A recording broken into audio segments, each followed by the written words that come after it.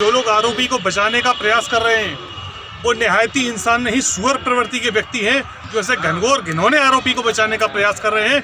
उन्हें शर्म आनी चाहिए और हम लोगों को एक दूसरे को बताना चाहिए कि वो कौन लोग हैं जो ऐसे जघन्य अपराध करने वाले आरोपी का साथ दे रहे हैं। और एक बात मैं अपनी मीडिया के बंधुओं और सत्ताधारी लोगों से भी कहना चाहूँगा कि जब आप सरकार के बाहर होते हैं तब आपको बड़ी याद आती है नारी चेतना की, हो रहे अपराधों की। कितने यहाँ भारतीय जनता पार्टी के कार्यकर्ता, पदाधिकारी, विधायक, सांसद आए, कितने लोगों ने इस मैटर का संज्ञान लिया। तो राजनीति का केंद्र बनाना आसान है, लेकिन जो अपराधी की मदद कर रहे हैं जो लोग पीछे पर्दे के पीछे, उन्हें शर्म आनी चाहिए। अगर आपकी बेटी के साथ ऐसा हुआ होता तो आप उन लोगों के साथ नहीं खड़े हो पाते।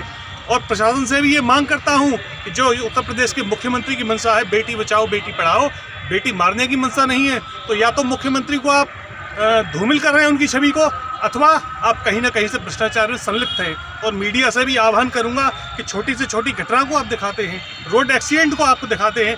इतनी बड़ी घटना होगी, मैं किसी पत्रकार का नाम नहीं लेना चाहूँगा, जो शहर के नामी गिरामी पत्रकार बने फिरते हैं, उन्होंने अपने चैनलों पर एक न्यूज़ नहीं चलाई इतनी बड़ी घटना की। तो कहीं ना कहीं व्यक्तिगत रूप से उन लोगों से हम और आप भी जुड़े हुए हैं, उन्हें इस चीज़ का एहसास कराइए। और उन लोगों से भी कहना चाहूँगा कि कुछ तो शर्म करो, जो इस आरोपी की मदद कर रहे हो। तुम्हारे घरों में भी बेटियां हैं, तुम्हारी बेटी के साथ ऐसा हो तब तुम्हें कैसा महसूस होगा।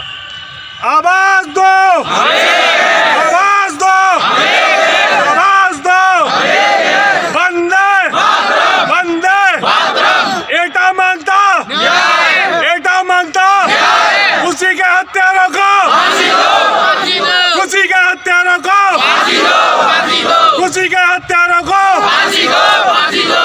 बेटी के साथ घटना हुई है, आप कौन है उसकी? मैं उसका चाचा हूँ, वो मेरी भतीजी है। क्या घटना घटित हुई है? घटना घटित हुई हुई है कि उसकी हत्या करके और जो उसका सब जिला अस्पताल में फेंक दिया गया गौरव सिकरवार द्वारा।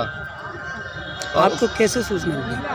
मैं तो बाहर था, लेकिन मुझे फ़ोन से सूचना दी गई थी। मैं तो तत्काल जो है जिला अस्पताल पहुंचा। वहां पहुंच के जब पता किया, वहाँ लोग सभी लोग ये कह रहे थे कि बच्ची की जो हत्या करके यहाँ पर फेंक दिया गया है। अब आप यहाँ सैकड़ों की संख्या में लोग मौजूद हैं, कैंडल मार्च लेके तैयार हैं। आप किस तरीके की शासन से मांग करेंगे? शासन से मैं ये मांग करता हूँ, जो मुकदमा 305, 354 और पॉक्सो एक्ट में दर्ज किया गया है, वो 354 बदलकर 376 किया जाए, क्योंकि उसके साथ बलात्कार किया गया है। जबकि शासन और एटा का प्रशासन राजनीति के दबाव में, दूसरे पक्ष के दबाव में पैसा लेके कुछ भी करके इस केस को दबाने का पूरा प्रयास कर रहा है। हमें शासन सत्ता से ये भी उम्मीद नहीं थी। हमने भी सरकार को वोट दिया था, हमारी भी सरकार है, सरकार क्या उन्हीं की है, जो वो करेंगे वही होगा। अगर इसी तरीके से होता रहा तो आज हमारी बेटी है, कल आपकी बेटी होगी, कल पूरे देश की बेटी होगी। अब प्रत्येक घर में खुशी का संग यही होगा। बेटा क्या नाम है आपका? अंशुमन वशिष्ठ। बेटा क्या समस्या रही है? आपकी बहन के साथ क्या हुआ है? मेरी जीजी के साथ बहुत गंदी छेड़छाड़ हुई है, तो मैं चाहता हूँ कि जीजी को तो उसने मार के डाला है। मैं 100% हूँ। कौन है वो? वो गौरव सिंह सिकरवार है उसका नाम। आपको कैसे मालूम पड़ा कि आपकी दीदी के साथ ये कोई घिनौनी हरकत हुई है?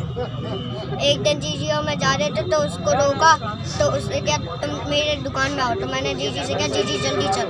तो मुझे पता चल गई कि वो छेड़छाड़ करता है मेरी दीदी से। क्या दीदी ने कभी बताया था आपको?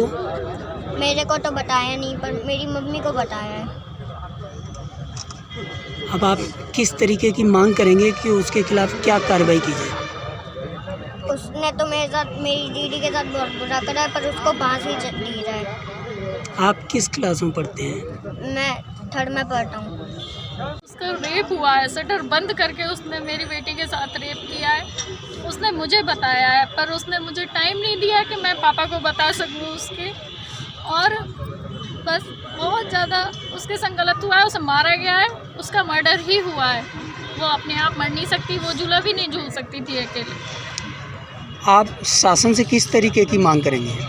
मैं शासन से कहूँगी सख्त से सख्त सज़ा जो उसके लिए हो, और अगर उन पे ना दी जाए तो मुझे मेरे हवाले कर दें, मैं उसे अपने आप सज़ा दे दूँगी।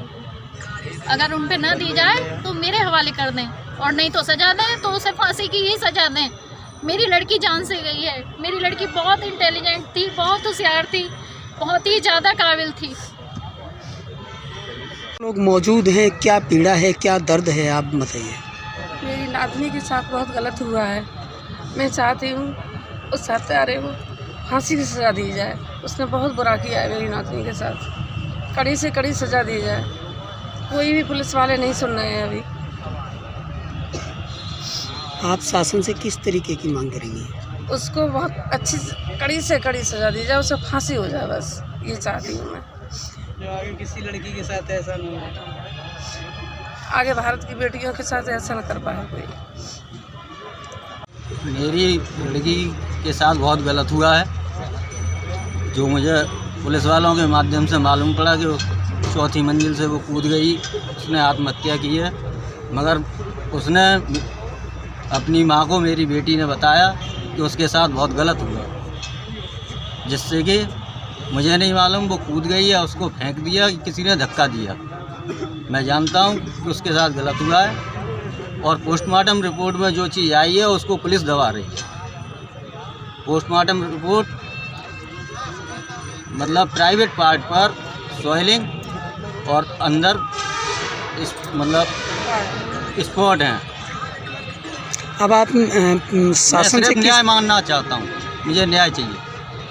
लड़का गिरफ्तार हो चुका है, जेल में है, मगर उस पर धाराएं इस तरीके से लगा दी गई हैं जो कि उसने जितना गलत किया है बेटी के साथ ना हो, वो ना हो पाए आगे।